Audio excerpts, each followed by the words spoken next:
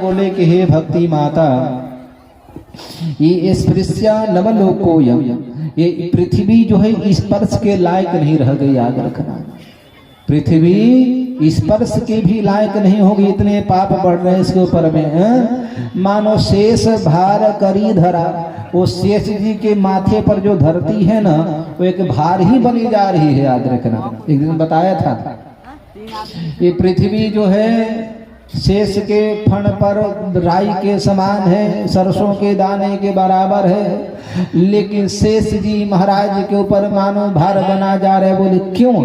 जब व्यक्ति कोई पाप करता है, पाप करने लगता है, याद रखिएगा, जब व्यक्ति जो है पूजा पाठ अनुष्ठान धर्म कर्म सत्संग दान पुण्य आदि आदि करते हैं तो पृथ्वी को बड़ी प्रसन्नता होती है। लेकिन इसी माता के गोद में, इसी पृथ्वी के ऊपर में जब हम गलत काम करने लगते हैं तो पृथ्वी भार हो जाती है। किसके लिए? ये साम न विद्या न तपो न दानम ज्ञानम न शीलम न गुणो न धर्मः ते मृत्युलोके भुवि भारभूता मनुष्य रूपेण मृगाश्चरन्ति ते मृत्युलोके भुवि भारभूता। वो मृत्युलोक में भूवि भार माने पृथ्वी पर भार ही बनकर जिया करते हैं। कौन? मानो उसी भारों में से एक भार हम भी हैं, उसी भारों में से एक भार आप भी है। बोले क्या? कौन से लोग पृथ्वी के भार बने हैं पता है? बोले ये साम न विद्या, जिसके पास विद्या नहीं है। अब विद्या का मतलब कि जो स्वरूप का बोध करा दे, ये नहीं कि हमको फारसी आने लगे, अंग्रेजी आने लगे, हिंदी आने लगे, भोजपुरी आने लगे, सब इसका नाम विद्या नहीं। जो आत्मबोध करा दे उसका नाम विद्या है। तो जो आत्मचिंतन नहीं किया, आत्मस्वरूप को पहचान नहीं पाया, न विद्या न तपो, तपस्या भी नहीं है। अब थोड़ा इन बातों पर ध्यान देते जाए। विद्या कहाँ है बताइए? शायद किसी के पास हो। तप बल किसके पास है? शायद कोई तपस्या करता हो। देखो तपस्या तो हम लोग करते हैं 24 घंटा में 2 मिनट के लिए अगरबत्ती ले और अगरबत्ती लेकर दिखा दी, तप हो गया, ऐसा नहीं। एक वो गृहस्थ भी है तो ईमानदारी कम से कम घंटा 2 घंटे का टाइम निकलना चाहिए। तो तपस्या बिल्कुल नहीं रही। तो जिसके पास न विद्या है न तप है, न तपो न दानम, वो दान भी नहीं है। अब दान तो कितना बढ़िया तो हम जानते ही हैं, सैकड़ों में से एक आध कोई होता है जो प्रेम से दान देता है, वो सामर्थ्य से दान देता है। याद रखना। कभी कभी लोग कहते हैं कि स्वामी जी दान तो श्रद्धा की होनी चाहिए। दान श्रद्धा की नहीं होनी चाहिए, दान सामर्थ्य की होनी चाहिए। हमारा सामर्थ्य है 5000 देने का और हम 50 रुपया देंगे तो यज्ञ कैसे होगा? तो श्रद्धा से नहीं, सामर्थ्य से दान देना चाहिए। तो दान के प्रति जो सामर्थ्य श्रद्धा होनी, दान भी नहीं है। वो तो लाचारी लोग देते हैं। न दानम येषां न विद्या न तपो न दानम ज्ञानम न शीलम, ज्ञान भी नहीं है। और शीलता तो कहना ही क्या है। आज हर छोटे जो है बड़ों का अनादर करना चालू कर दिया है। तो बोले ते मृत्युलोके भुवि भारभूता, वही व्यक्ति मृत्युलोक में कौन? पृथ्वी के भार बन करके जीता है। जैसे मनुष्य रूपेण मृगाश्चरन्ति, मनुष्य के रूप में कोई मृगा ही घूम रहा है। याद रखना। तो हम मनुष्य हैं, हम मनुष्य के भीतर दान होना चाहिए, ज्ञान होना चाहिए, विद्या होनी चाहिए, शीलता होना चाहिए, हमारे भीतर तप होना चाहिए, तब तो हम मानव कहलाने के अधिकारी हैं। और ये सब नहीं है तो फिर मनुष्य कहलाने के अधिकारी हम है ही नहीं। इस प्रकार से नीतिकार कहते हैं। तो मेरे भाई जो है देवर्षि नारद जी महाराज बोले कि हे माता, ये स्पृश्या नवलोकोयम शेष भार करी धरा, ये पृथ्वी आए दिन प्रतिदिन भार बनती जा रही है। याद रखना।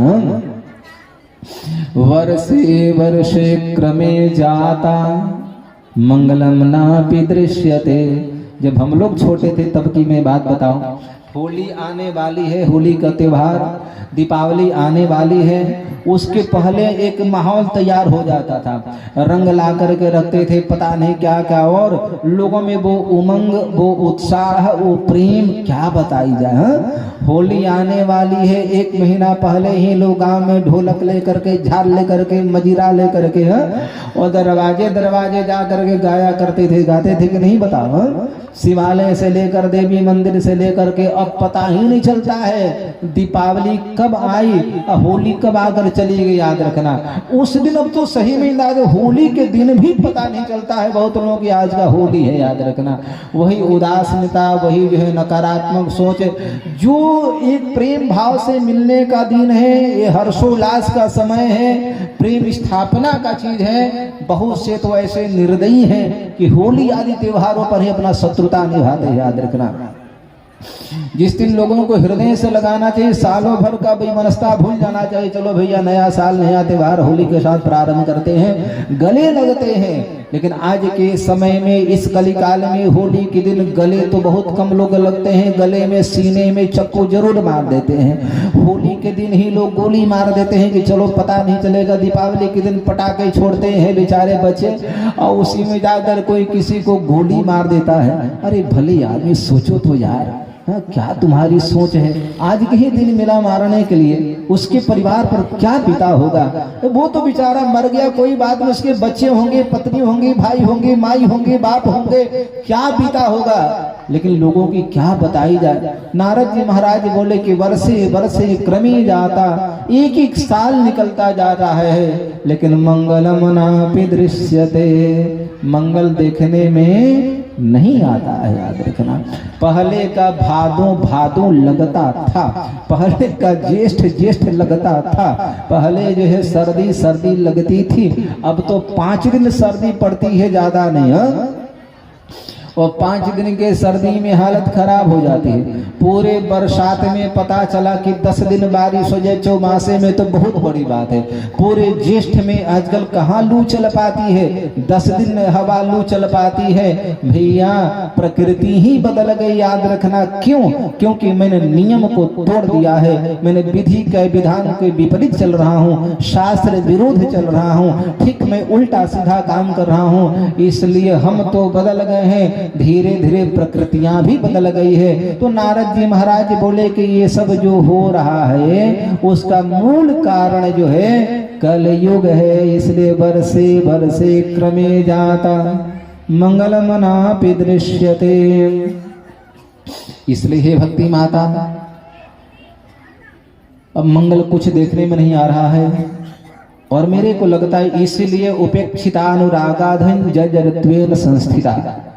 और तुम्हारे रही बेटों की बात है, ज्ञान वैराग्य की बात है, तो तुम्हारे बेटों को कोई ग्राहक नहीं है, कोई पूछने वाला नहीं है, इसलिए बेचारे ये जो है दुखित हैं, ये वृद्धावस्था को प्राप्त कर गए हैं। लेकिन वृंदावन से संयोगात पुनस्तम तरुणी नवा धन्यम वृंदावनम तेना भक्ति तृतीयति यत्र च। देवर्षि नारद ने कहा कि धन्य है श्रीधाम वृंदावन, हे भक्ति वृंदावन से संयोगात, वृंदावन के संयोग होने की वजह से, वृंदावन में आने के वजह से पुनस्तम तरुणी नवा, आप तरुणी हो गई। वृंदावन में आई, वृंदावन का संयोग मिला, वृंदावन में रहने का मौका मिला, और आप में तरुणावस्था आ गई, युवावस्था आ गई, युवती बन गई। लेकिन धन्यम वृंदावनम तेना भक्ति नृत्यति यत्र च, धन्य है वृंदावन कि जहाँ पर भक्ति माता नृत्य करती है। याद रखना, और उस समय तो भक्ति नृत्य कर ही रही थी, आज भी भक्ति नृत्य वृंदावन में करती है। याद रखना, आप कभी गए होंगे वृंदावन में और वहां पर जाएंगे तो निधि वन वगैरह है, निधि वन, कितने लोग हैं जरा हाथ उठाइए। कुछ लोग गए, जाना चाहिए। खैर देखो कितना कमा कर बच्चों को देंगे, कभी कभी तीर्थ यात्रा होनी चाहिए। कितना पैसा लगेगा से वृंदावन में जाने, 200-300 रुपया लगेगा भले आदमी। ये तीर्थाटन किसके लिए? हम सब के लिए तो है। याद रखना, कहाँ कहाँ चले जाते हैं वृंदावन और नहीं जा पाते द्वारिका, 4 धाम करना कितना पैसा लगेगा ना। हमने जमीन खरीदा, मकान बनाया, ये किया वो किया, वो तीर्थों की बात है तो हम नहीं कर पाते जो हमारे साथ जाने वाला है। इसलिए तो हम निधि वन है, तो निधि वन में देखो जैसे बद्रिकाश्रम में 6 महीना पूजा हम मानव करते हैं और 6 महीना पूजा वहाँ देवता करते हैं। और आप बद्री बेटा नारायण भगवान की जब पट खोलते तो आप देखना पुजारी लोग उसमें तेल भर करके दीपक में रख देते हैं, एक और बत्ती बना करके जला कर आ जाते हैं और 6 महीने के लिए पट बंद हो जाता है। और 6 महीने बाद में जब जाते हैं पुलिस वालों के साथ